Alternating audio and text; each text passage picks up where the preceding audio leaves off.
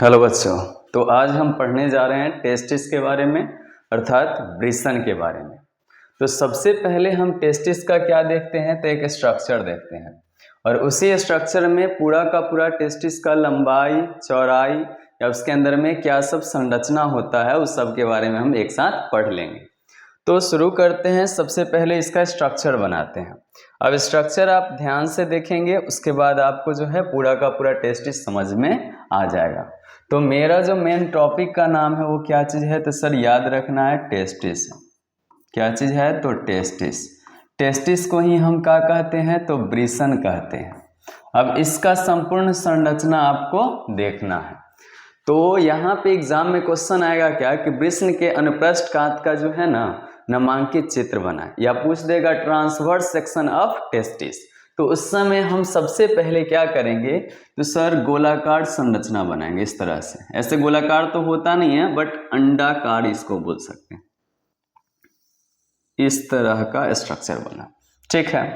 अब इसके बाद करना क्या है सर, तो इसको जो है ना इस तरह से मोड़ देना है, यहां तक आने देना है, ठीक है।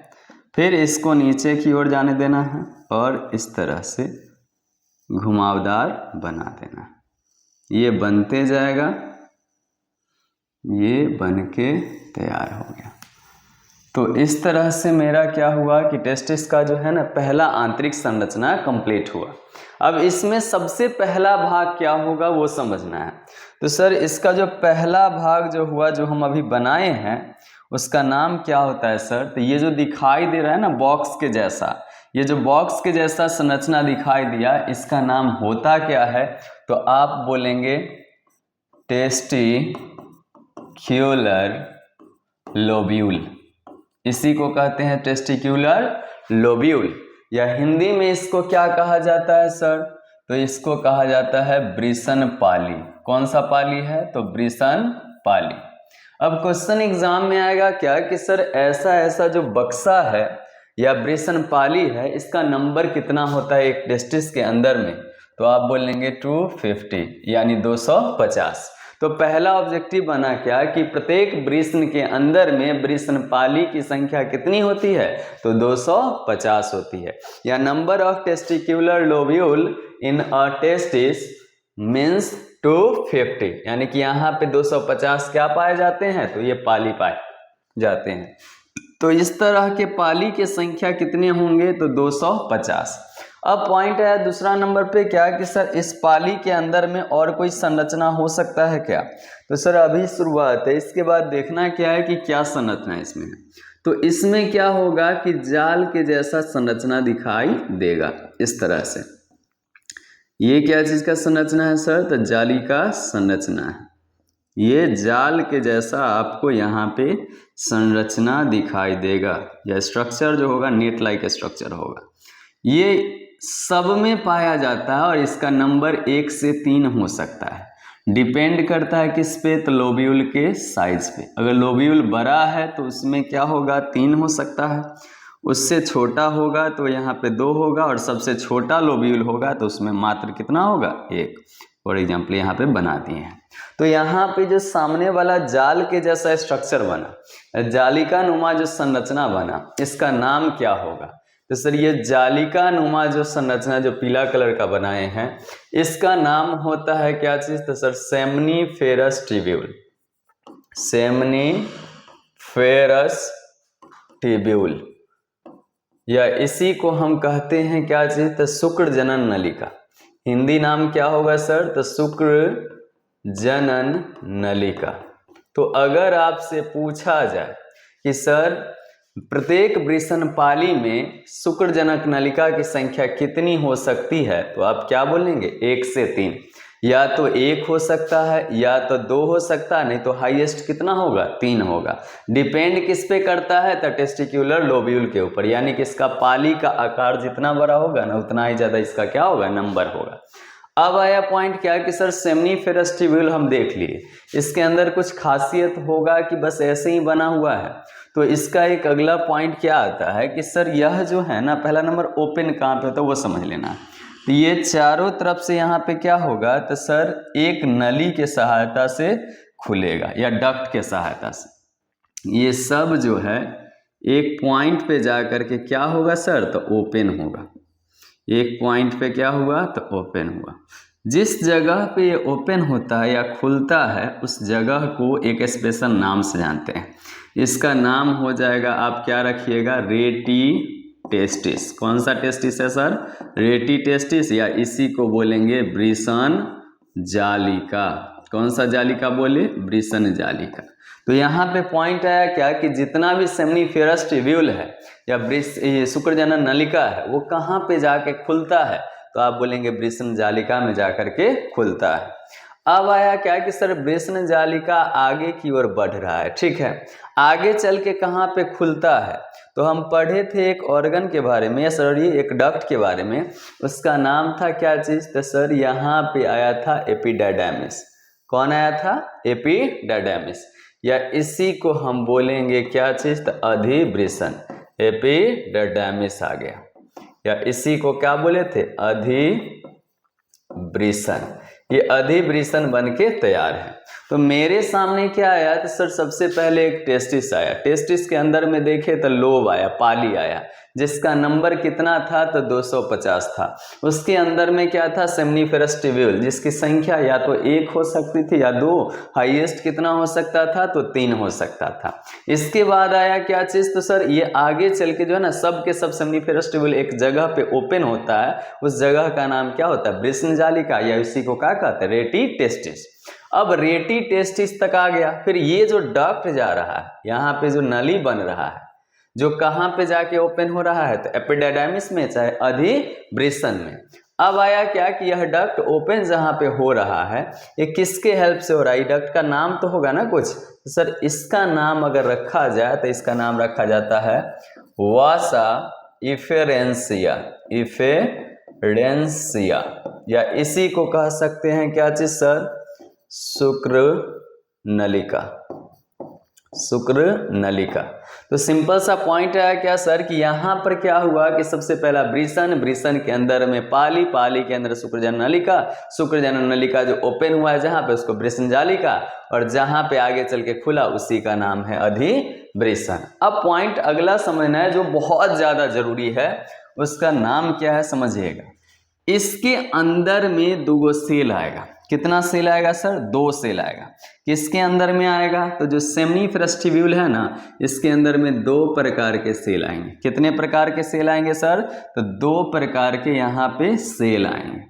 मान लीजिए यहाँ पे 2 प्रकार के सेल आएंगे। अब दोनों सेल का खासियत क्या है आप समझिएगा। एक सेल जो होगा ना, ये जो सामने वाला सेल दिखाई दे रहा है, इसको मानते हैं कौन सा cell sir, sorry germ cell. इसको कौन सा सेल बोलेंगे, जर्म सेल। ध्यान से सुनिएगा, सेमनीफेरस ट्यूब्यूल के अंदर में एक सेल है, उसका नाम क्या है, तो जर्म सेल है। जर्म सेल का दूसरा नाम पूछा जाएगा तो आप बोलिएगा स्पर्मेटोगोनिया, स्पर्मेटोगोनिया। बोले क्या कि सेमनीफेरस ट्यूब्यूल के अंदर में एक सेल पाया जाता है, उस सेल का नाम क्या है, तो आप बोलिएगा जर्म सेल। हिंदी वाले भी यही बोलेंगे, जर्म कोशिका। क्या बोलेंगे, जर्म कोशिका। कुछ नया नहीं है नाम, इसका भी सेम नाम हो गया। तो जर्म कोशिका हुआ, जिसका दूसरा नाम क्या है, स्पर्मेटोगोनिया। इसके अलावा इसके अंदर में एक और सेल हम देखे हैं, उस सेल का नाम क्या होगा, आप ध्यान से देखिएगा। तो बगल में जो एक और सेल आया, इसका नाम है सर्टोली सेल, सर्टोली सेल, या इसका हिंदी नाम भी सेम रहेगा इसलिए नहीं लिख रहे हैं, सर्टोली सेल ही इसका नाम रहेगा। अब बात आया क्या कि सर जर्म कोशिका जो है ये क्या करता है और सर्टोली सेल क्या करता है, तो आप ध्यान से समझेंगे क्या कि जर्म सेल का जो है ना अदर नेम स्पर्मेटोगोनिया है, अर्थात यह किसका फॉर्मेशन करता है, तो यह जो है ना स्पर्म फॉर्मेशन करता है। स्पर्म फॉर्मेशन मतलब समझ रहे हैं ना आप, स्पर्म का निर्माण कर रहा है। अब ये जो सामने वाला जो सर्टोली सेल है ये क्या करता है, तो सर यह सर्टोली सेल जो होता है इसका एक ही काम होता है, न्यूट्रिशन प्रोवाइड करना। क्या प्रोवाइड करना, न्यूट्रिशन, यानी कि पोषण प्रदान करना। बट किसको, तो या तो जर्म सेल को, अदरवाइज स्पर्म को। यानी कि जर्म सेल और दूसरा स्पर्म को कौन न्यूट्रिशन प्रोवाइड करता है, टेस्टिस का सेल, तो आपको बोलना होगा सर्टोली सेल। अब आया अगला पॉइंट क्या है कि सर यहाँ पे मेरे दिमाग में एक चीज बैठ गया है कि सेमनीफेरस ट्यूब्यूल था, उसके इनसाइड या अंदर में दो प्रकार के सेल प्राप्त हुए। एक का नाम जर्म सेल, दूसरा का नाम क्या है, सर्ट्रोली सेल। जर्म सेल का काम क्या होता है, तो शुक्राणु का निर्माण करना या स्पर्म का फॉर्मेशन करना। दूसरा सर्ट्रोली सेल हो गया, उसका मेन फंक्शन होता है न्यूट्रिशन प्रोवाइड करना, पोषण प्रदान करना, बट किसको, स्पर्म को या जर्म सेल को। तो हमसे क्वेश्चन एग्जाम में पूछा जाएगा कि जर्म सेल को पोषण प्रदान कौन करता है, तो आप उस समय क्या बोलिएगा, सर्ट्रोली सेल। दूसरा, शुक्राणु को पोषण प्रदान कौन करता है, तब पर भी क्या होगा, सर्ट्रोली सेल हो जाएगा। कंप्लीट है। वृषण के किस कोशिका के द्वारा शुक्राणु का निर्माण होता है, तो वहां पे क्या होगा आंसर, जर्म कोशिका या जर्म सेल के द्वारा। अब आया अगला पॉइंट क्या है कि सर यहाँ पे मात्र टेस्टिस में दो ही प्रकार के सेल होते हैं कि और भी होते हैं, तो सर ये अंदर में पूछा जाएगा, शुक्र जनन नलिका के अंदर में पूछा जाएगा तब बोलेंगे दो प्रकार के सेल होते हैं।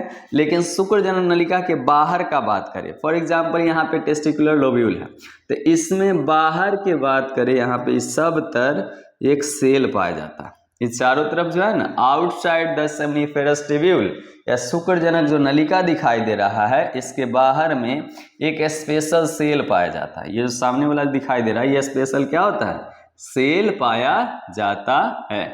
इस सेल का नाम क्या है सर, तो इसी को कहते हैं लीडिंग सेल। क्या कहेंगे, लीडिंग सेल। लीडिंग सेल का हिंदी नाम क्या होगा सर, सेम नाम होता है, लीडिंग कोशिका।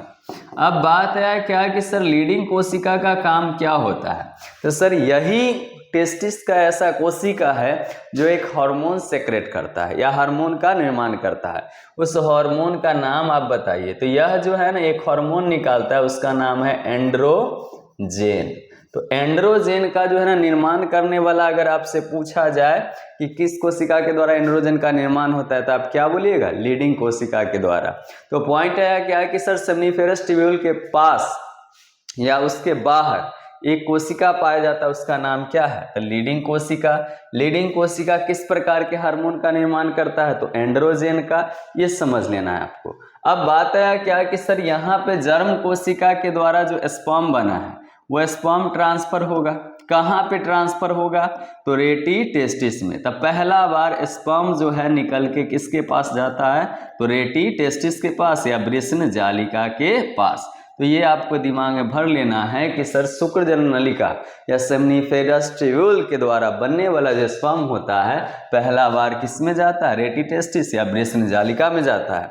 फिर वृषण जालिका से वॉस इफ्रेंसिया के द्वारा स्पर्म किस में जाता है, तो सर अधिवृषण में या इसी को कहते हैं एपिडाइडमिस में। अब एपिडाइडमिस का बात करिएगा तो ये तीन भाग में बटा हुआ है। कितने भाग में बटे हुए हैं, तीन भाग में। पहला का नाम क्या होगा, कैपुट होता है, क्या बोलते हैं, कैपुट। दूसरा का नाम क्या है, तो कॉर्पस। लास्ट का नाम है कॉडा। तो टोटल कितने भाग हो गए, तीन। तो आपसे पूछा जाएगा कि अधिवृषण के मुख्य कितने भाग है, तो आप कितने बोलेंगे, तीन, कैपुट, कॉर्पस और कॉडा। अब बात आया क्या कि सर यहाँ से जो स्पर्म है वो ट्रांसफर कहाँ पे हुआ, तो सर अधिवृषण में। अधिवृषण के जो कॉर्पस है, कॉर्पस से फिर स्थानांतरित होगा कैपुट में, और कैपुट से जब जब जरूरत पड़ेगा तब तब शरीर से बाहर या रिलीज होगा। अब पॉइंट आया क्या कि सर यहाँ पे जब जमा हो रहा है तो हम एपिडाइडमिस को या अधिवृषण को कह सकते हैं store house of sperm. Store house of sperm यानी कि शुक्राणु का जो है ना जमा स्थल, किसको बोलेंगे, तो अधिवृषण को। यानी कि शुक्राणु जमा कहाँ पे होता है अगर पूछा जाए तो एपिडाइडमिस में, अधिवृषण में। अब जो है ना पिछले वीडियो में बच्चे को जब बोला गया था क्या कि सर आपके शरीर से जब शुक्राणु निकलेगा तो क्या होगा, शरीर में कमजोरी फील होगा। अब मान लीजिए क्या कि यहाँ पर क्या बोल रहे हैं, पर डे रोज जो है ना यहाँ पे क्या बन रहा है, तो स्पर्म बन रहा है। अब किसके आधार पे स्पर्म बन रहा है, तो आप समझिएगा सही से। आपके शरीर में फ्रुक्टोज, प्रोटीन सबका अमाउंट अच्छा खासा होगा तो स्पर्म अच्छा खासा मात्रा में बनेगा। अब स्पर्म बन तो रहा है तो बनेगा तो यहाँ पे जमा भी होगा, तो कहीं पे भी क्या होगा, एरिया फिक्स होता है कि भाई इतना ही जगह पे भरना है। फॉर एग्जाम्पल हम घर पे क्या किए, तो एक बढ़िया सा काम करते हैं, समझिएगा सही से। ये तो आप समझ गए होंगे पूरा पॉइंट। अब समझना है अगला पॉइंट क्या चीज है। यहाँ पे क्या समझना है आपको, ध्यान से समझिएगा। जैसे फॉर एग्जाम्पल हम बोले थे क्या कि अगर कोई इंसान क्या करे कि मैस्टरबेट नहीं करता है, हस्तमैथुन नहीं करे, तो हस्तमैथुन नहीं करने की वजह से क्या होता है कि उनके शरीर में यानी कि अधिवृष्ण में किसका लेवल बढ़ जाता है, तो स्पर्म का लेवल बढ़ जाता है, स्पर्म का जो है ना संख्या बढ़ जाता है। वो क्या होगा कि अगर नहीं निकालेंगे तो वही स्पर्म जो है ना यहाँ से नाइट फ्लो के द्वारा शरीर से क्या होगा, बाहर रिलीज हो जाएगा। तो यहाँ पर क्या है कि अगर किसी मेल बॉडी में अगर ये समस्या है यानी नाइट फ्लो का अगर समस्या आ रहा है, तो इसका मतलब समझ लीजिए कि उसके शरीर का जो था ना टेस्टिस, उसके अंदर में जो है ना बना था स्पर्म, वो जमा हुआ था अधिवृष्ण में, वो जो है ना पूरा क्या हो चुका है, भर चुका है। तो कभी भी बताइए क्या कि अगर लोटा भरेगा तो उसमें से क्या होगा, पानी निकलेगा कि नहीं निकलेगा? भाई सिंपल सा बात है कि निकलेगा। उसी प्रकार से अगर स्पर्म का जो है ना नंबर बढ़ जाएगा तो वही स्पर्म शरीर से बाहर निकलेगा, जिसे हम क्या कहते हैं, नाइट फ्लो कहते हैं। तो ये गलत नहीं होगा। जैसे कब तक गलत नहीं होगा, जब मंथली 1 से 2 बार हो, यानी कि 2 बार या 3 बार हो जाए तो दिक्कत नहीं है, बशर्ते अगर रेगुलर वे में हो तब दिक्कत है। तब समझिए कि वहाँ पे लोटा में छिद्र हो गया है, समझे ना। तो यहाँ पे ये कहानी कंप्लीट होता है। अब बात आया क्या कि सर इसके बारे में और कुछ बता सकते हैं, तो सर यहाँ पे क्या क्या पॉइंट आएगा आपको देखना पड़ेगा। देखिए सही से समझिए, जितना भी पॉइंट लिखे हैं उसी चीज को यहाँ पे टेस्टिस का जो है ना जितना भी पॉइंट है उसको शॉर्ट वे में यहाँ पे हम लिख देते हैं, फिर एनसीईआरटी से आपको हम मिला देंगे। सबसे पहला पॉइंट क्या आया आप देखना, सबसे पहला जो पॉइंट आया है किसका है, तो सर टेस्टिस का है। आप ध्यान से देखिएगा कि क्या क्या पॉइंट आया। सर टेस्टिस का पहला खासियत बताइए, इसका शेप का बात करिएगा तो अप्रोक्स कैसा होता है, ओवल शेप। कौन सा शेप होगा, ओवल। ओवल मतलब समझ रहा है ना, अंडाकार, अंडाकार हो जाएगा। तो पहला पॉइंट आया क्या कि टेस्टिस का अगर आकार का बात करिएगा तो अंडाकार होता है। उसके अलावा इसका लंबाई का बात करिएगा तो 4 से 5 सेंटीमीटर लंबा होता है। यानी कि अगर हमसे पूछा जाए कि टेस्टिस का लंबाई कितना होता है तो 4 से 5 सेंटीमीटर। पहला पॉइंट है कि सर इसका अगर लेंथ का बात करें, लेंथ या हम इसका लंबाई का बात करें तो अप्रोक्स कितना होता है, तो 4 से 5 सेंटीमीटर। यानी टेस्टिस का लंबाई अगर आपसे पूछ लिया जाए तो आप कितना बोलिएगा, 4 से 5 सेंटीमीटर। उसके अलावा अगर आपसे ब्रेथ पूछ दें कि इसका चौड़ाई बताइए सर क्या होगा, तो अगर चौड़ाई पूछे तो आप बोलिएगा 2 से 3 सेंटीमीटर। इसका लोकेशन क्या होता है, लोकेटेड कहाँ पे होता है, तो आपको बताना है स्क्रटम में, इन द स्क्रटम, या इसी को बोलेंगे वृषण कोश। यानी कि वृषण जो उपस्थित होता है वो कहाँ पे होता है, वृषण कोश में। अब एक पॉइंट ध्यान से समझिएगा क्या कि यहाँ पे आया पॉइंट क्या कि सर टेस्टिस जो होता है वो सिचुएटेड कहाँ पे है, तो हमको पता चल गया कहाँ पे, तो वृषण कोश के अंदर में। ठीक है, ये मान लिए कि यहाँ पे जमा है। यहाँ पे रहने के पीछे रीजन क्या है, तो कभी आप सोचे हैं कि फीमेल रिप्रोडक्टिव सिस्टम जो होता है पूरा का पूरा शरीर के अंदर में होता है, लेकिन नर का जो होता है ना मेन जनन तंत्र होता है उसका नाम टेस्टिस होता है, वो शरीर के बाहर क्यों होता है, ये लोकेटेड होता है कहाँ पे, स्क्रटम में। स्क्रटम का मतलब वृषण कोश, और वो भी कहाँ होता है, तो sir outside the body, outside the body. अब ये क्यों होता है इसका रीजन समझिए। फॉर एग्जांपल समझना सही से, तो यहाँ पर क्या है कि मेल में क्या हुआ कि सर यहाँ पे जो टेस्टिस है, वृषण है, वो क्या कर रहा है, तो कहाँ पे अटका हुआ है, तो एक थैलानुमा संरचना में होता है। कहाँ पे होता है, थैलानुमा संरचना में। इसका रीजन क्या होता है, तो सर बॉडी टेम्परेचर, बॉडी से बाहर निकला हुआ है, तो बॉडी टेम्परेचर पे अगर टेस्टिस रहेगा तो स्पर्म का फॉर्मेशन नहीं होगा। तो यहाँ पर क्या करता है, तो ये स्क्रटम होता है, इसके अंदर में भरा होता है द्रव, उस द्रव को कहा जाता है हाइड्रोसील कहा जाता है। तो वो क्या करता है, तो टेम्परेचर को मैनेज करता है। कितना मैनेज करता है ये क्वेश्चन पूछा जाता है, तो यह जो है ना बॉडी टेम्परेचर से कितना डिग्री सेल्सियस कम रखता है, तो 2 से 2.5 डिग्री सेल्सियस जो है ना कम रखता है। किसका टेम्परेचर, तो टेस्टिस का, ताकि यहाँ पे स्पर्म का फॉर्मेशन हो सके। तो यानी कि टेस्टिस में शुक्राणु को बनने के लिए या वृषण में शुक्राणु को बनने के लिए किसका होना जरूरी है सर? वृषण कोश का। क्यों होना जरूरी है? क्योंकि यह टेम्परेचर को कम रखता है, अप्रॉक्स 2 से 2.5 डिग्री सेल्सियस। तो पॉइंट आया क्या कि सर अभी के समय में जो है ना मेल में इनफर्टिलिटी आ रहा है, नपुंसकता आ रहा है। अब क्यों आ रहा है इसका रीजन समझिए।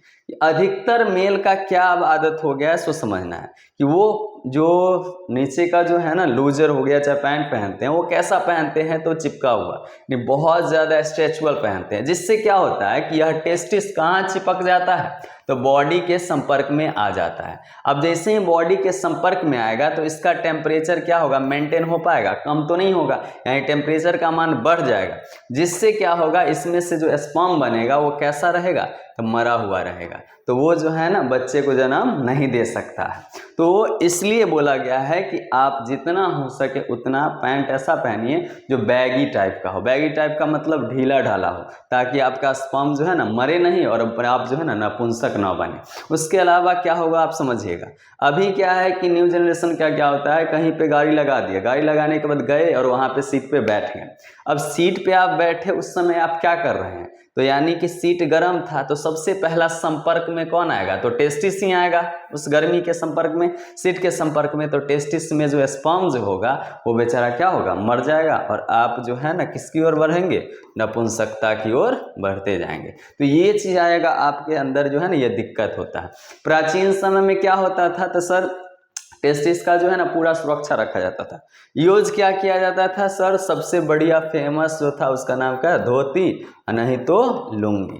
तो यहाँ पे इसके थ्रू क्या होता था कि उसका जो स्क्रटम होता था वो नीचे रहता था, और एक एक इंसान का 7 या 8 बच्चा होता था। कोई दिक्कत नहीं, बिना इलाज के इतना सारा बच्चा होता था, क्योंकि उसका स्पर्म जो है ना मरता ही नहीं था, वो बढ़िया से बच्चे को जन्म देता। आज के समय में क्या होता है कि बच्चे को जन्म देने में क्या होता है? दिक्कत होता है। तो उसका रीज़न आप ये जान चुके हैं। तो किसी भी इंसान को अगर बेबी को कंसीव करना है तो आपको क्या पहनना पड़ेगा? धोती, लुंगी, और नहीं तो बैगी जीन्स, तभी आपके शरीर का स्पर्म बचेगा, अदरवाइज स्पर्म क्या होगा? मर जाएगा।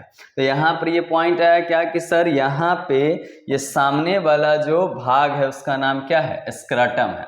स्क्रटम क्या करता है तो सर टेम्परेचर को मैनेज करके रखता है। कितना? तो 2 से 2.5 डिग्री सेल्सियस। किसका?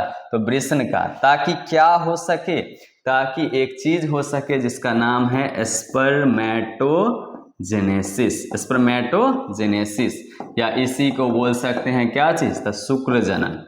शुक्र जनन का मतलब होता है शुक्राणु का बनना। तो शुक्राणु को बनने के लिए कितना डिग्री सेल्सियस बॉडी टेम्परेचर से कम होना चाहिए? तो 2 से 2.5 डिग्री सेल्सियस कम होना चाहिए। तो एग्जाम में क्वेश्चन पूछा हो जाएगा क्या कि वृषण कोश के कार्य को लिखें, तो उस समय आसानी से हम लिखेंगे क्या कि वृषण कोश बॉडी टेम्परेचर से वृषण का टेम्परेचर 2 से 2.5 डिग्री सेल्सियस कम करके रखता है, जिससे शुक्र जनन की प्रक्रिया संपन्न होती है।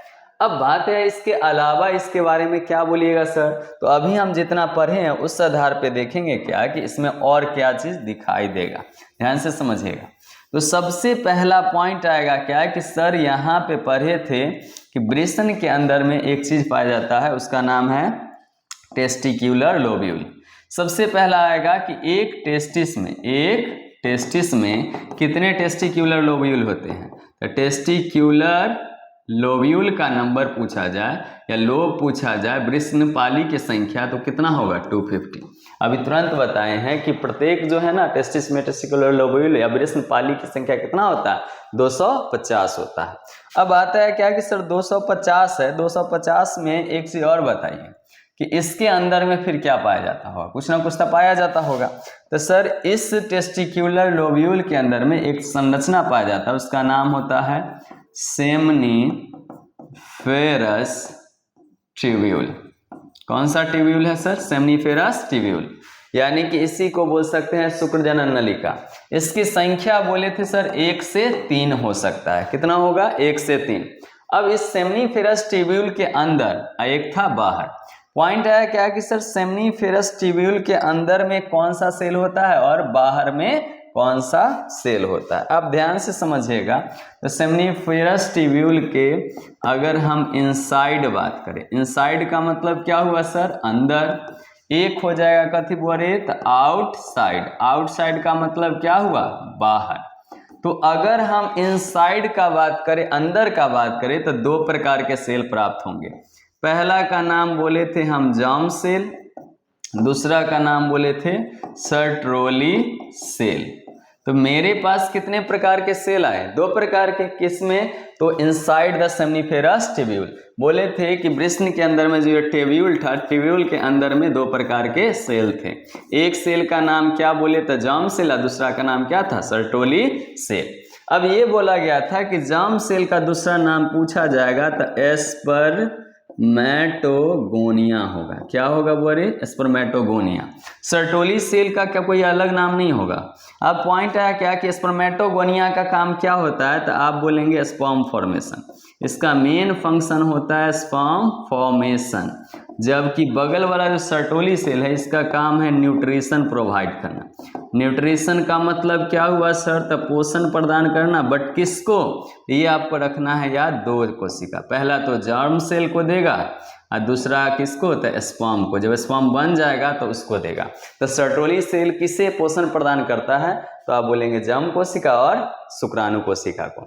अब आया आउटसाइड में कौन सा सेल पाया जाता है, तो एक सेल होता है उसका नाम होता है लीडिंग सेल। कौन सा सेल है सर, लीडिंग सेल। अब इसका जो है दूसरा नाम होता है interstitial cell, interstitial cell.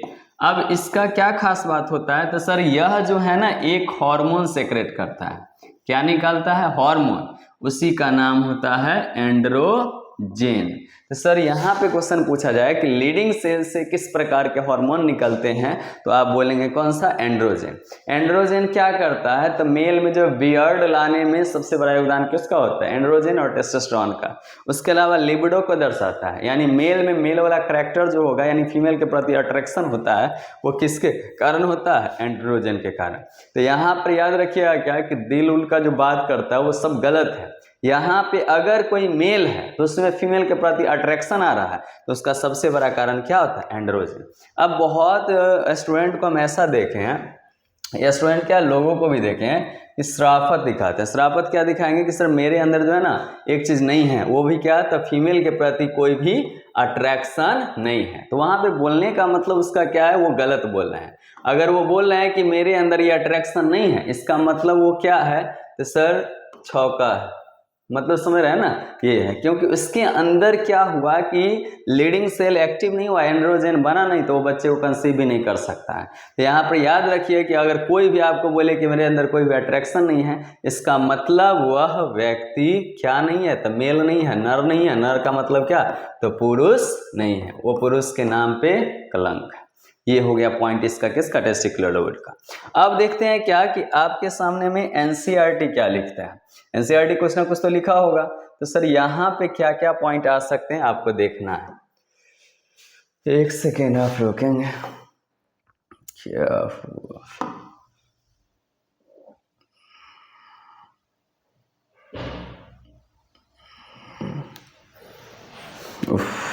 Document किधर गया,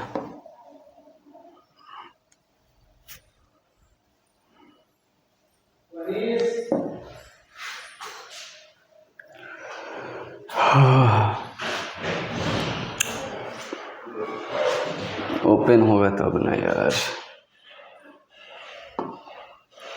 देख लो।